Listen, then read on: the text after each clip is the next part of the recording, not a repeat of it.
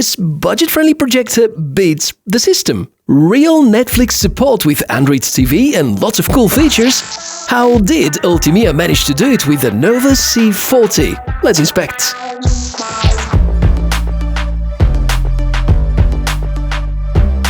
Well, yeah, you have a lamp, the autofocusing sensors, pretty nice design with this stable and adjustable stand.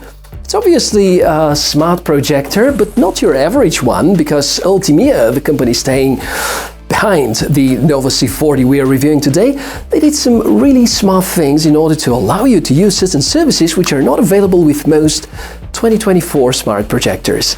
And in this video, I'm going to explain how Netflix is properly supported, and of course so are most of the other good video streaming services of the year. We're going to discover which are the strong and the weak sides, and of course try to figure out whether that's the right fit for you. At a price of $300, it's hard to go wrong, especially with the specifications that we're going to check in a moment. Ultimea is a brand that I've heard about for the first time when they approached me with proposals to review the Nova C40. Founded in Seattle, later on moving their headquarters to Rancho Cucamonga, California, they are on the market for quite some time, offering some theater experience, with besides projectors, includes soundbars as well. Certainly, the Nova C40 can challenge some of the mid-range models by Anker, Samsung, XGIMI, BenQ and similar, but I feel that you will like a lot what this particular model has to offer. Unboxing experience is good. I actually have received the unit in a much larger box with a lot of bubble folio involved. Some specs are noted here on this box. As soon as you lift the top cover, there's a tutorial about casting content to the projector. Works with both iOS and Android smartphones, and we will of course clarify whether true or not in just a few moments. There's a user guide included. Here's the projector itself, well wrapped, of course. Nice looking design, no bold decisions about the form factor, material or colors. A few ports on the back side, and here I would highlight the availability of the AV input. It's for analog devices, so your older cassette player might get a cinema treatment. The front side is with a clean design. The optics and the focusing and the keystone correction sensors are notable, as well as the reminders that you rely on HLG and HDR10 support. I think that this stand is quite a big deal because you could use any kind of surface for projecting, but at the same time, Ultimea resolve one of the most common challenges that people face with quasi-portable projectors: the ability to point to the ceiling without using tons of gear. It is one of the most stable stands that you can think about as well. Concerning accessories, there's a power cable, meaning that the power transformation happens inside the unit, an HDMI cable, and a nice-looking remote. Before the tests, the image quality analysis and the typical use cases walk through, let me share with you about the most important specifications. It's an LED projector with 600 ANSI lumens maximum brightness, projects in full HD resolution but of course can decode 4K input, supports quick autofocus, has automatic keystone correction, it can project in areas of up to 120 inches, supports a zoom function, has integrated speakers, the processing unit has 2 GB of RAM, 16 GB of flash, runs Android TV 11 and weighs around 3 kilograms. That's a very good list with specifications, and I would say my expectations in terms of performance are pretty high. But truth is that in 2024 it's really difficult to figure out which are the right specs for the perfect projector, because different people would value different parameters. For instance, some would really prioritize the brightness. Over here we have 600 ANSI lumens maximum peak brightness with LED lamp, meaning that it's not the latest and greatest, being laser technologies making their way to projectors now in 2024. Some people would value the resolution, and here we have 1080p, which is a very good balance in terms of providing you decent viewing experience. A lot of good protocols supported as well. You can see on the front we have HLG, we have HDR10, also these 2 sensors. One is for autofocusing, the other one is for keystone correction, and both are extremely important about the decent multimedia experience.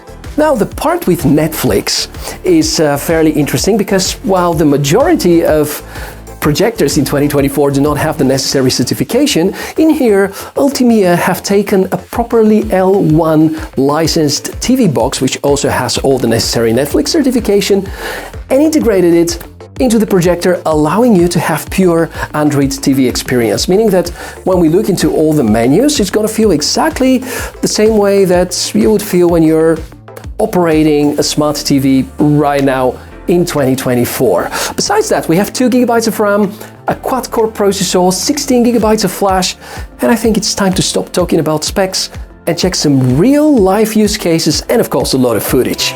Multimedia playback on the Nova C40 is just about right. Perfect match to the specifications promised, the resolution feels good, there is no notable flickering or picture distortions, colors are about right. Well, technically you can push it a bit further by using the controls in order to adjust the saturation, the contrast, and so on. Of course, the most common scenario would be watching such kind of content as stated Netflix, Amazon Prime Video and most other known streaming services work fine. No struggles with the playback, you can attach an external source including a USB with your own files and you can play them back. The projector is equipped with a processing unit inside. Think of it as having a mini PC, which allows me to quickly go and navigate through all of these many features. Since the operating system is Android TV, there's of course a proper YouTube integration, and you could install and run any supported by the operating system apps, so don't forget that the Play Store gives you access to more than 10,000 different applications. And no, there is no bloatware involved. I loved how clean this operating system is.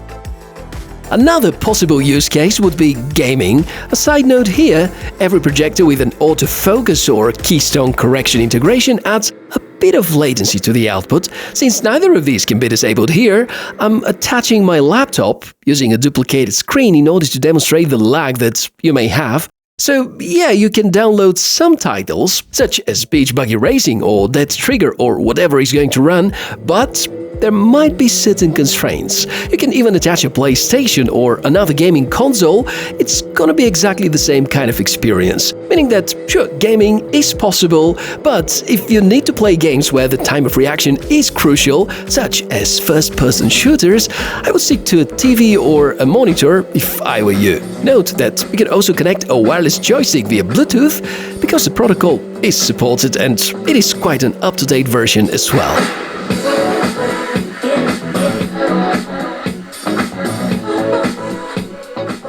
If you plan to watch TV programs, you're gonna need a service provider, of course. YouTube TV is one of these options, not available everywhere though.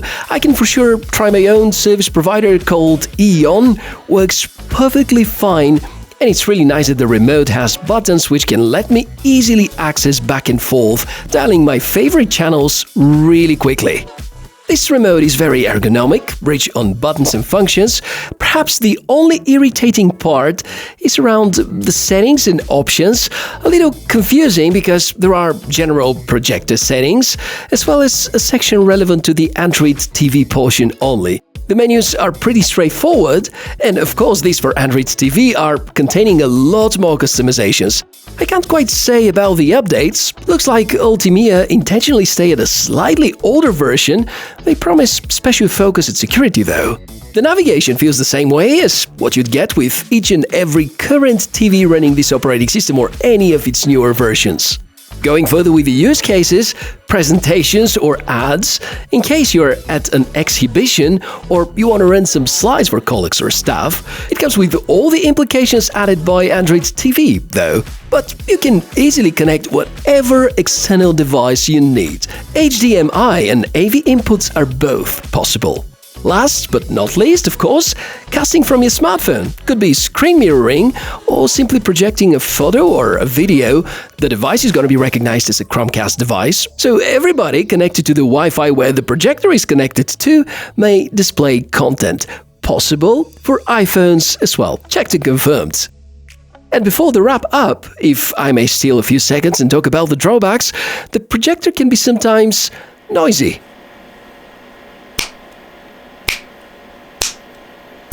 There is no protective cap for the optics, but on the other hand, Ultimea promised dust-proof fully sealed engine. There is no backlight for the remote, no dedicated Bluetooth speaker mode, and the lack of true portability concerning the power feed. In the end, this is a very smart and practical choice. Now, in no way it's the perfect projector of 2024.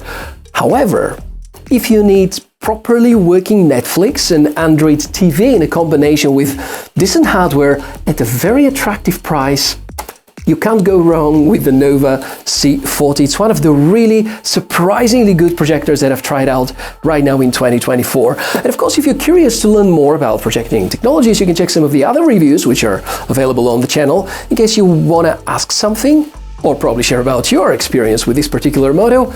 Please be invited. The comment section is down below the video. Thank you very much for watching this episode.